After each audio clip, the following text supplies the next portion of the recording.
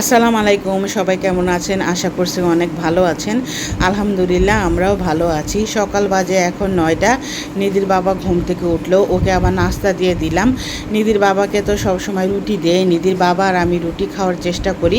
মাঝে মধ্যে দেখা যায় ওকে একটু পরোটা দিই, কিন্তু আমি সবসময় রুটি খাওয়ারই চেষ্টা করি। আর আজকে আবার বাচ্চারা বলছিল পাউরুটি দিয়ে ডিম দিয়ে ভেজে খাবে। নিধির বাবাকে আবার জিজ্ঞেস করলাম যে তুমি খাবে কি না? ও আবার বললো যে না, আমাকে খালি পাউরুটি আর রুটি দাও। সেটা দিয়ে ওকে আবার নাস্তাটা দিয়ে দিলাম। এরই মধ্যে ও খাওয়া দাওয়া করে আবার চলে গেল বাইরে।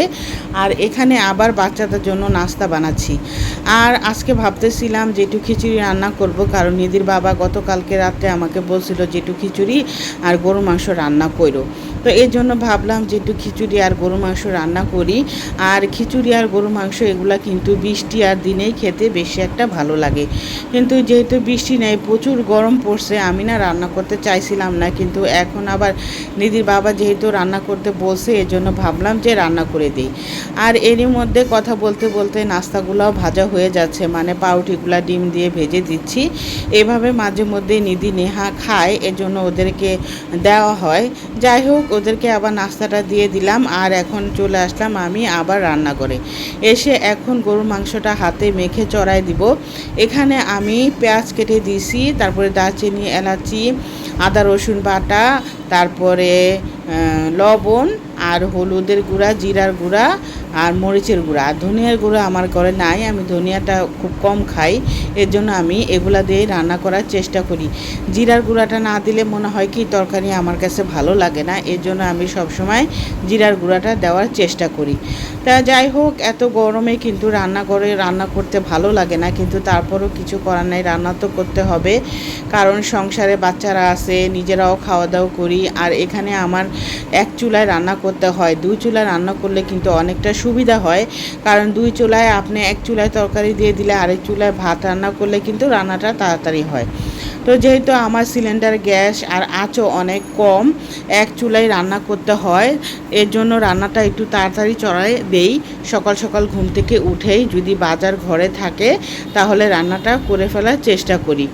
তো এক সময় ছিল সারাদিনই রান্নাঘরে থাকতাম, তো আলহামদুলিল্লাহ এখন রান্না কিন্তু আমি একবেলাই করি। দুপুরবেলা যদি রান্না করি, রাতে কিন্তু আমার রান্নাঘরে আর আসতে হয় না, কারণ দুপুরে আমি একটার দিকে ভাতটাও একসাথে চড়াই দিই, রাতে জানি আমার আর রান্নাঘরে না আসা লাগে। মাঝে মধ্যে দেখা যায় বিকালে যদি ওদের নাস্তা বানাই, তখন একটু হয়তো হালকা পাতলা একটু নাস্তা বানায় দেওয়ার চেষ্টা করি। তো এখানে এই যে আপনাদের সাথে কথা বলতে বলতে কিন্তু আমি গরু মাংসটা হাতে মেখে এখন চড়াই দিব। আর খিচুড়িও রান্না করব। আর নিধির বাবা কিন্তু ঝুরা মাংস অনেক পছন্দ করে, ও আমাকে বলছিল যে একটু ঝুরা মাংস রান্না করো। তো ফ্রিজ থেকে মাংস বের করে ওর জন্য আবার একটু ঝুরা মাংস রান্না করব। আর এই ঝুরা মাংসটা রান্না করলে কিন্তু 3-4 দিন ধরে জাল দিয়ে তারপরে এই মাংসটা রান্না করা লাগে। আর এই যে দেখেন, ওই গরু মাংসটা আমি রান্না করে ফেলেছি। আর এখন আবার ঝুরা মাংসের জন্য আমি চুলায় চড়াইলাম। এইটা কিন্তু আমি আজকে একটু জাল দিব, পরে আবার কালকে জাল দিব। এভাবে করতে করতে কিন্তু আস্তে আস্তে মাংসটা সিদ্ধ হয়ে তখন ঝুরা হয়ে যাবে। আর এই মাংসটা খেতে কিন্তু খুবই মজা লাগে। আমাদের ফ্যামিলিতে কিন্তু আমরা সবাই অনেক পছন্দ করি।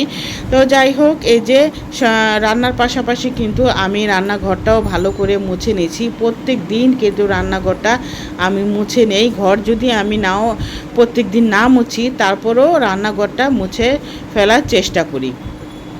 আর ঘর এরই মধ্যে ঈদের দিন আর ঈদের পরের দিনও ঘর মোছা হয়েছে, আমি মুছছিলাম। তো এর মধ্যে আবার 2-3 দিন মোছা হয় নাই। নিধির বাবা দেখলাম আবার আজকে ও আমাকে ঘরটা ভালো করে মুছে দিল। যাই হোক, ঘর মোছা থাকলে কিন্তু ঘরটা পরিষ্কার থাকে। আর রান্নাঘরটা কিন্তু নোংরা হলে হয় কি, রান্নাঘরের যত রান্না করতে গেলে কোটা বাছা করা হয় না, সেগুলা পাড়ায় পাড়ায় ঘরে আসলে ঘরও নোংরা হয়ে যায়। তো এখানে আবার এই যে খিচুড়িটা চড়াই দিলাম, ভাতের চাল দিয়ে খিচুড়ি রান্না করতেছি। আর অল্প করেই রান্না করতেছি, 2 বেলা ওরা আর কি খাবে। আসলে খিচুড়ি কম রান্না করলেও না রয়ে যায়। তো রান্নার পাশাপাশি ঘরগুলো ভালো করে গুছায় রাখার চেষ্টা করতেছি, কারণ রান্না করতে কিন্তু অনেকটাই টাইম লেগে যায়। আর এখানে দেখেন ঈদের দিন যে পোলাও ছিল, পোলাও বেঁচে গেছে, সেটা আমি আর ফেললাম না, ভাবলাম এই খিচুড়িতে দিয়ে দিব, তাহলে কিন্তু খাওয়া হয়ে যাবে। কারণ ভাত জিনিসটা না আমার ফেলতে খুবই কষ্ট লাগে। আমি খুব কম চেষ্টা করি ভাত অপচয় করার। যদি খুব মানে নষ্ট হয়ে যায়, একদম খাওয়ার অযোগ্য হয়, তখন আমি ফেলে দেই। এছাড়া আমি চেষ্টা করি জানি ভাত নষ্ট না করার আর ফেলে না দেওয়ার। যাই হোক, এই যে খিচুড়িটাও কিন্তু হয়ে গেছে। আর গরম কিন্তু প্রচণ্ড গরম পড়ছে। আর এরই মধ্যে আমি রান্নাঘরে তাক সব ভালো করে পরিষ্কার করে নিছি। আর এই যে দেখেন আমার গরুর মাংস রান্না করাটাও হয়ে গেছে। ওরা আবার আলু পছন্দ করে মাংসতে, এর জন্য আবার আলু দিলাম। আমার মা কিন্তু কোরবানির গরুর মাংসতে কখনো আলু দিত না, আমার শাশুড়িকেও দেখতাম, কিন্তু এখন বাচ্চারা যেহেতু পছন্দ করে এর জন্য আলু দেওয়া। যাই হোক, এখানে বসে বসে নিধির বাবা আমি দুজন মিলে খিচুড়ি খাচ্ছিলাম।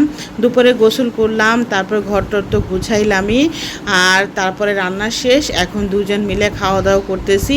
নেহানিদিকে বললাম যে ওরা খাবে কি না, ওরা বলল যে এখন খাবে না, পরে খাবে। তো এর জন্য আমি আর নিধির বাবা এখন দুজন মিলা খাচ্ছি। নিধির বাবা আসলো, আসার পরে গোসল করলো। তো মাশাআল্লাহ খিচুড়িটা কিন্তু অনেক মজা হয়েছিল। তো খিচুড়ি খেতে কিন্তু ভালোই লাগে। আমি তো প্রায় খিচুড়ি খাওয়া বন্ধই করে দিয়েছিলাম, তো আজকে ভাবলাম যে একটু খাই দেখি। তো আল্লাহর নাম নিয়ে খাইলাম। খিচুড়ি খাইলে আমার আবার একটু সমস্যা হয়। যাই হোক, বিকালে কিন্তু আবার বাচ্চাদের কি দিব সেটাও একটা টেনশন। এই যে ওরা স্টেক খাইতে চাইছে, তো আমি কি কোরবানি দিছি বলেন?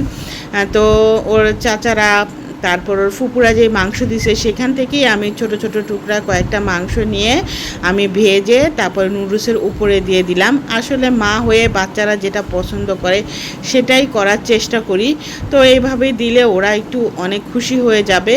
আর মাংসটা এই যে কেচি দিয়ে ছোট ছোট টুকরা করে কেটে দিচ্ছি।